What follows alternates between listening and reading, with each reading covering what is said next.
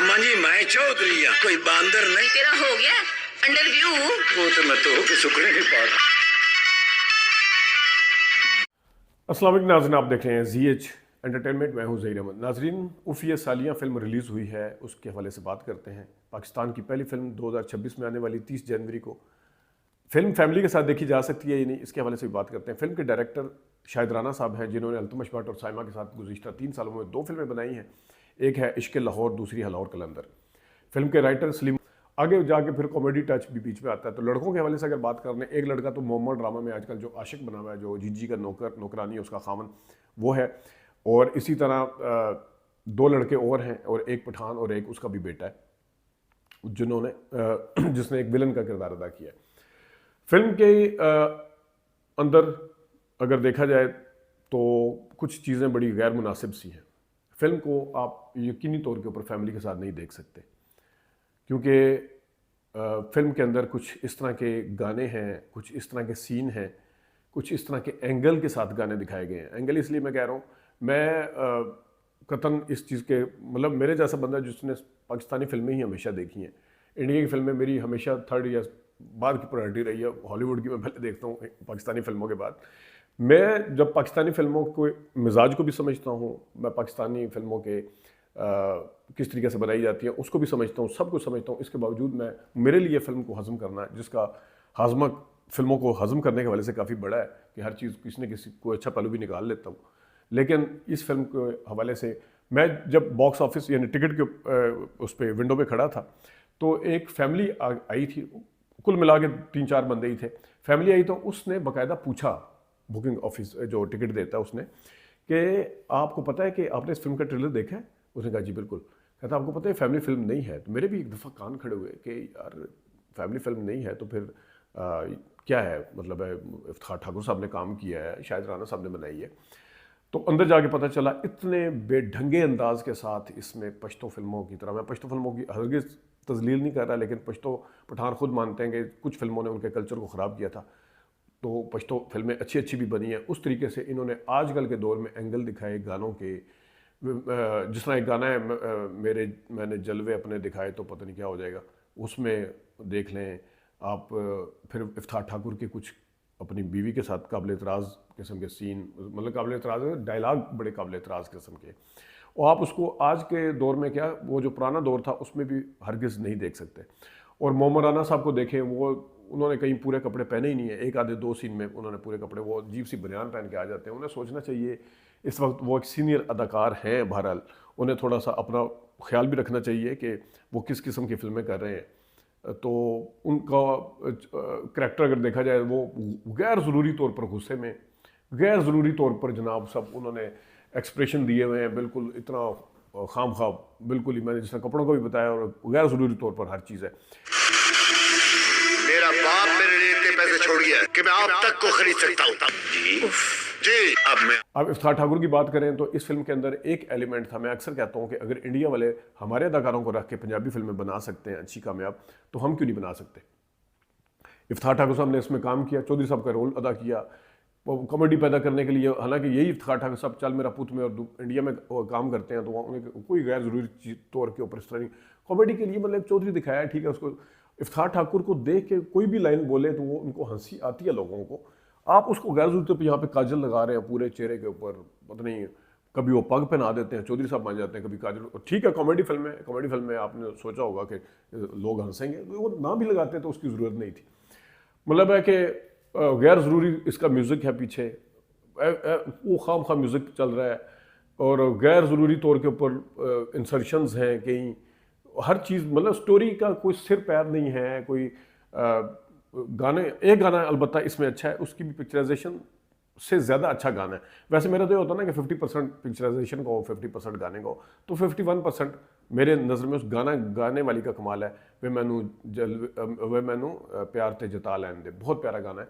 इस गाने के अलावा इसमें अनवर रफ़ी साहब का भी कमबैक हुआ है, उफ़िया सालियाँ, आधे घर वालियाँ और तुम्बा खड़केगा, ये 2 गाने उन्होंने इफ्तिखार ठाकुर के लिए गाए हैं। एक मेरे होठों पे तेरा नाम, वो भी मोहम्मद राना के साथ, जो उनकी हीरोइन है वो उनके साथ है। तो ये गानों का तो मैंने बता दिया। तो 3 बहनें हैं, एक का नाम ज़ारा है, एक का नाम शाजिया है, एक का नाम मरियम है।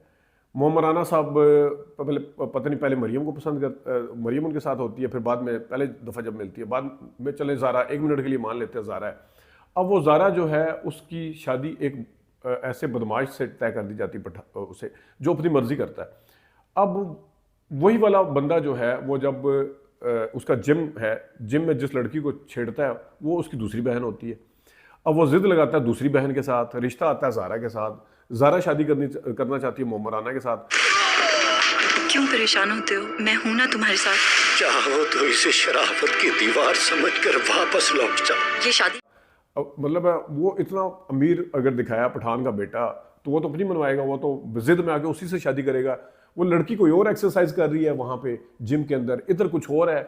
मतलब पूरे उसमें आप कंफ्यूज रहेंगे कि ज़ारा और शाजिया और मरियम जो है ये इनकी शादियाँ जो है, मतलब कन्फ्यूजन इस हवाले से नहीं है कि हम कंफ्यूज हो रहे हैं कि वो अदला बदला हो गया, स्टोरी इस किस्म की है। खुद ही कुछ चीज़ें दिखाई जा रही हैं, कुछ नहीं। वो एक मोहम्मद राना का फ्लैशबैक मतलब बताता है कि ये जो 2 लड़के होते हैं ये कहाँ से पले। एक दर्जी का बेटा होता है, वो जो 2 लड़के और भी मैंने बताया है कि वो मोमा ड्रामे वाला जो इसकी सालियों को पसंद करता है फरहाद ठाकुर की, एक वो दर्जी का बेटा होता है, एक मोची का बेटा होता है। वो बाद में फ्लैशबैक चलता है कि इनकी माँ दोनों को लेके भाग रही थी, वो उसकी असल में स्टेप मदर थी मोहम्मद राना की, तो दोनों की इंतकाल हो गया था। अब वो जो बताते हैं दर्जी भी और मोची भी उसी टाइम कि मैंने तो वो फलां नाम की खातून थी। अब आपको नाम कैसे पता चल गया कि फलां नाम की खातून थी? कि उसका चलो बाद में उसकी इन्वेस्टिगेशन भी करी। उसी टाइम दूसरा भी आ गया, उसने भी उठा लिया बच्चे को। वो कहता है जी, एक कहता है जी मैंने, दर्जी कहता है मैंने उठाया था बच्चा, ये खातून का एक्सीडेंट हुआ था तो दूसरा बच्चा क्योंकि बच गया था। दूसरा मोची भी साथ ही आ गए, कह देता है एक बच्चा मैंने उठा लिया था। अजीब से कुछ मतलब बिल्कुल बेढंगे से वो है। पंजाबी फिल्म है, पंजाबी गाने हैं, पहला गाना वो उर्दू में बना दिया। उर्दू फिल्मों में पंजाबी गाने का टच तो नज़र आता था, इसमें जनाब सब पंजाबी फिल्म के अंदर उर्दू का गाना है। और एक वो परवेज़ कलीम साहब ने बड़े वो जो अपनी तरफ से बहुत बड़ा सीन लिखवाया होगा, मैं गैस कर रहा हूँ क्योंकि एंड पे आया था कि परवेज़ कलीम ने एक सीन लिखा हुआ, यकीनन वही वाला होगा जिसमें इस कौम ने MM आलम पैदा किया, अजीज़ भट्टी शहीद और पता नहीं कायद आज़म मोहम्मद अली जिन्ना और डॉक्टर अल्लामा इकबाल, वो वैसी जिस तरह एक टच देने के लिए आ जाता है। बिल्कुल बकवास फिल्म है, फैमिली के साथ तो आपने सोचना भी नहीं है। और शायद राना साहब से इल्तमास है कि जनाब अब वो ओडियन और कैपिटल सन में ख़त्म हो चुके हैं, आपने फिल्म लगानी है वहाँ पे लगाएं, लोगों को धोखा न दें। ये फिल्में उस ज़माने में भी जिस ज़माने में मतलब है कि फैमिली फिल्में देखने नहीं आती थी, अब तो फैमिली अपने बच्चों को सारे साथ लेके आते हैं, यार चलो तफरी कर लेते हैं। सिनेमा का मिजाज चेक करें, वहाँ कोई सिगरेट आपको पीने नहीं देता, आपको आवाज़ कोई कसने नहीं देता। फिल्में आप बना रहे हैं सिगरेट पीने और आवाज़ कसने वालों के लिए। सिगरेट पीना सिनेमा के अंदर जो सिगरेट जो लगाते होते थे, यूँ करके मुजरा आता था तो सिगरेट लगाते थे, वो काल का फिल्म और फलाने। आप दौर बदल चुका है शायद राना साहब, आप निकले उधर से, ये धोखा मत दें। वो सिनेमा नहीं रहे जिस सिनेमा के ऊपर आपकी फिल्में चलती थी, आप गलत जगह पे आ रहे हैं। ये बिल्कुल उसी तरह है जिस तरह कि ड्रेस कोड, अच्छे ड्रेस कोड के साथ, बेशक शलवार कमीज और जैकेट के साथ और या वेस्ट कोट के साथ एक बंदा बैठा हुआ है, मतलब 7-8 बंदे सर्कल में बैठे हुए हैं, ऊपर से कोई पैराशूट के जरिए केटी के कपड़े पहन के, शलवार पीली और चिट्टी कमीज पीली और चिट्टी शलवार वो पहन के ढोल बजाना शुरू कर दे उन बंदों के बीच में आ गए। बिल्कुल आप इसी तरह ढोल बजा रहे हैं। एक पढ़ी लिखी फैमिली इस टाइम आ रही हैं, उनको उनके लिए फिल्में बनाने दें।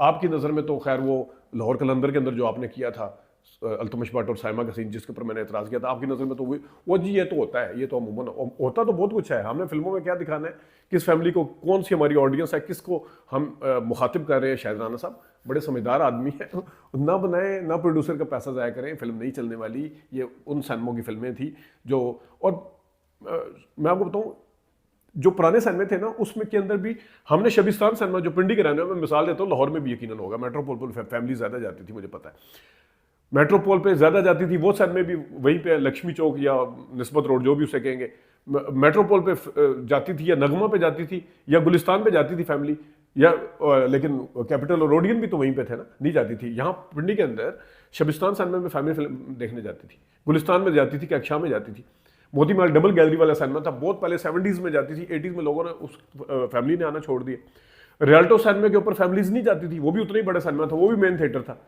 तो उस जमाने में अगर इस किस्म की कैटेगरी बनी हुई थी, अब तो टोटली चेंज हो चुका है। अब तो ऐसी फैमिलीज हैं, क्यों उनको गलत फिल्में दिखा रहे हैं? अब मूनलाइट सिनेमा की फिल्म आप जनाब साहब क्यों सिनेमा पे जाके चलाएंगे? मतलब खुर्शीद या नवल्टी सिनेमा की फिल्में आप जो है वो शबिस्तान गुलिस्तान पे चलाएंगे तो नहीं है होगा। अगर फैमिली धोखे में आ जाएंगी कि इस सनमे ने अच्छी फिल्म लगाई होगी, वो सनमे को भी पहले गालियां निकालेंगे। इसी वजह से बुकिंग ऑफिसर कह रहा था कि ये फैमिली फिल्म नहीं है, तो ये थोड़ा ख्याल करें। तो अभी तक के लिए इतनी इजाज़त दीजिए, अल्लाह हाफ़िज़।